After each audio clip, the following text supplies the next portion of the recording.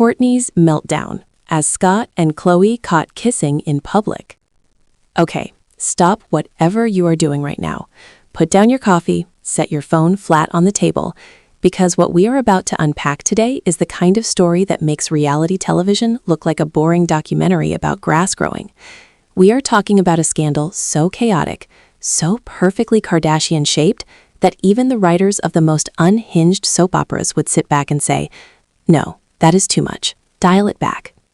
We are talking about Scott Disick and Khloé Kardashian caught kissing in public, while Kourtney Kardashian was very much alive, very much aware, and very much done with all of it. Yes, you read that correctly. And no, we are not done yet. Not even close. Quick favor before we dive into the beautiful wreckage. If you are watching this and you have not subscribed yet, over 92% of viewers have not. It is free, it takes literally 1 second, and it means the world to us here at Celebrity Watchdog. Hit that subscribe button and smash the notification bell so you never miss a single drop of this kind of premium celebrity chaos. Seriously, do it now. We will wait. Okay, good. Now back to the show. Let us set the scene properly, because context here is everything. Kourtney Kardashian and Scott Disick have one of the most complicated, most documented, most exhausting on-again, off-again relationship histories in the entire modern celebrity universe. We are talking about a decade plus of drama, 3 children, countless breakups, a man who once showed up to a party dressed like a lord, literally called himself Lord Disick, and somehow still had women falling over themselves. Scott Disick is the human equivalent of a sports car with no brakes, thrilling to watch, absolutely terrifying to be involved with. And Khloé Kardashian? The woman has been through Tristan Thompson's greatest hits collection, a man who set the gold standard for public betrayal not once, not twice, but enough times that even the internet ran out of shocked face emojis. Khloé has had her heart dragged through the mud so publicly that she practically deserves a monument at this point. She came out of every single situation looking like the strong one, the forgiving one, the one who kept her chin up while the world watched. So when the paparazzi cameras caught what they caught, and listen, paparazzi cameras are ruthless. They do not lie, they do not editorialize, they just click. The entire internet collectively lost its mind.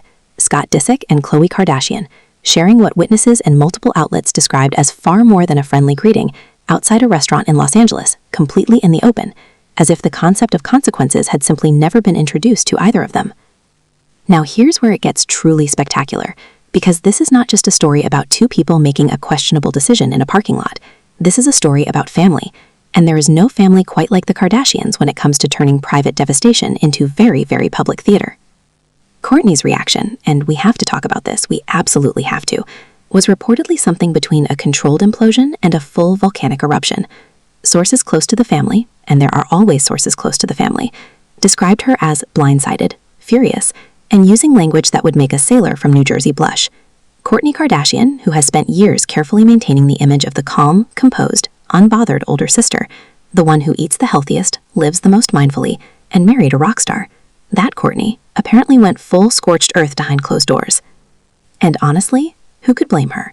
Because even if your relationship with someone is over, even if you have moved on, found your person, built a whole new beautiful life, there is still something uniquely devastating about watching your ex and your sister exist in the same romantic orbit. That is not just a breakup problem. That is a family dinner problem. That is a holidays for the rest of your life problem. That is a I cannot escape this no matter which direction I turn problem. But wait, hold on. Because this is the Kardashian universe, and things are never exactly what they appear to be on the surface. The internet, naturally, had 18 different opinions within the first 45 minutes. Half of X, was convinced this was staged for an upcoming season of a show. The other half was treating it like a genuine international incident. And somewhere in the middle, the conspiracy theorists were already building timelines and connecting dots that nobody asked them to connect. Here's what we know for certain. Scott Disick has a long and celebrated history of doing the most chaotic thing available to him at any given moment. This is a man who has publicly spiraled, publicly partied, publicly overshared, and publicly reinvented himself more times than most people change their phone wallpaper. Stability is not exactly his brand. And Khloé, bless her heart, has a documented weakness for men who are emotionally complicated and terrible on paper. She has said it herself, in various interviews, in various Kardashian confessionals. So she is drawn to people who need her. And Scott Disick has needed someone for a very, very long time. People who have spent years orbiting the same family nucleus finally crashing into each other? Or is this, and stay with us here, is this simply Scott Disick being Scott Disick, which is to say, an agent of beautiful, spectacular chaos who does not fully consider the consequences until they are already happening? Let us talk about the family dynamics for a second, because this is where the story goes from messy to absolutely cinematic.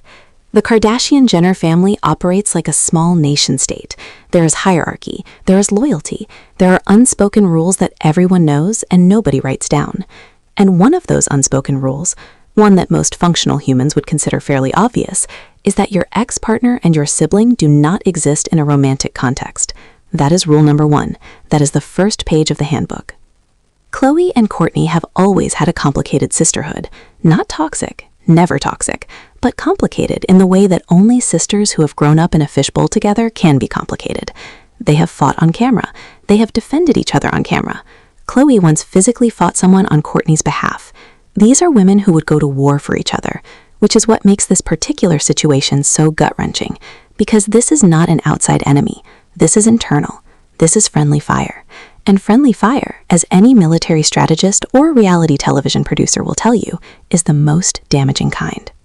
Kris Jenner, and we have to mention Kris Jenner, because you cannot tell a Kardashian story without eventually circling back to the matriarch, has reportedly been playing damage control with the efficiency of a 5-star general. The woman has managed public relations crises that would have ended lesser empires. She navigated Tristan Thompson's multiple scandals. She pivoted entire brand deals in the middle of personal catastrophes. Kris Jenner does not panic. Kris Jenner makes a phone call, pours a glass of wine, and begins managing the narrative before most people have finished reading the headline. But even Kris has limits, and a story that puts 2 of her daughters in direct emotional conflict over a man who was never fully out of the family picture, that is a new level of complicated, even by Kardashian standards. Now, social media, and this is important, social media was not neutral in this situation, not even slightly. Fans of Kourtney immediately rallied. The hashtags came, the think pieces followed within hours. Every old interview clip of Khloé praising Kourtney, every old clip of Scott being emotionally unavailable, every moment from the original Keeping Up with the Kardashians run that could possibly be recontextualized, all of it surfaced like digital archaeology. The internet remembered everything. It always does. Meanwhile, Scott was photographed looking characteristically unbothered. If unbothered were an Olympic sport, Scott Disick would have multiple gold medals and a sponsorship deal. The man has a supernatural ability to exist in the eye of a storm while everyone around him is losing their footing. Some people call it confidence. Some people call it emotional unavailability. The truth is probably somewhere in between, and a little bit expensive to unpack in therapy. Khloé, for her part, went noticeably quiet on social media in the immediate aftermath. And if you know anything about Khloé Kardashian's relationship with social media, you know that silence from her is louder than a stadium announcement. The woman is expressive. She posts, she responds, she shows up online the way most people show up to work. So when the posting slows down and the stories go dark, that tells you something. That tells you she is either devastated or she is strategizing, or, knowing Khloé, probably both at the same time. And Kourtney? Kourtney posted a very telling quote to her Instagram story. We are not going to repeat it word for word, but the sentiment was unmistakably pointed. It was the kind of quote that says everything while appearing to say nothing. A masterclass in passive communication. The kind of post that makes your friends text you immediately and makes your enemies suddenly find something else to look at. Kourtney Kardashian did not tag anyone. She did not need to. The entire internet did the tagging for her. This is what separates a celebrity public meltdown from a regular celebrity meltdown. The regular celebrity cries on a podcast. The Kardashian posts a 4-word quote at 11 in the evening, goes to sleep, and wakes up to find the entire world has already interpreted it for them. It is efficient, it is powerful, it is genuinely impressive, even when it is devastating. Here is the bigger picture though, because at Celebrity Watchdog, we do not just report the fire. We talk about what started it and what it means when the smoke clears. Scott Disick has been a peripheral Kardashian figure for years now. Not quite family, not quite a stranger. He shares children with Kourtney, he shows up at events. He exists in that particular social purgatory that co-parents sometimes inhabit. Close enough to be present, distant enough to cause confusion. And when someone lives in that space long enough, lines blur. Especially when everyone involved is human, complicated, and occasionally making decisions that look a lot better in the moment than they do in hindsight. Khloé has spoken at length in the past about loneliness, about wanting real connection, about the difficulty of trusting people after repeated public betrayals. That context does not excuse anything, but it does explain how someone ends up making a decision that from the outside looks completely baffling. Loneliness makes people reach for familiar, and Scott Disick is nothing if not familiar. The real question, the one nobody is asking loudly enough, is what happens next, at a family level. Because Thanksgiving still happens, Christmas still happens, the kids are still cousins, the cameras are likely still rolling, and the Kardashians, whatever else you want to say about them, have never walked away from a story. They absorb it, they process it publicly, they come out the other side with a new season, a new chapter, and somehow, impossibly, a stronger brand. Whether Khloé and Kourtney can find their way back to each other after this, that is the real drama. The Scott part is almost secondary. Scott is the catalyst, the sisters are the story. And that, ladies and gentlemen, is where we leave you today, standing at the edge of what might be the most genuinely complicated Kardashian chapter yet. And that is saying something, because this family has given us material for years and shown absolutely no signs of slowing down. Thank you so much for watching. We genuinely appreciate you being here at Celebrity Watchdog. Until next time, stay curious, stay sharp, and never ever look away.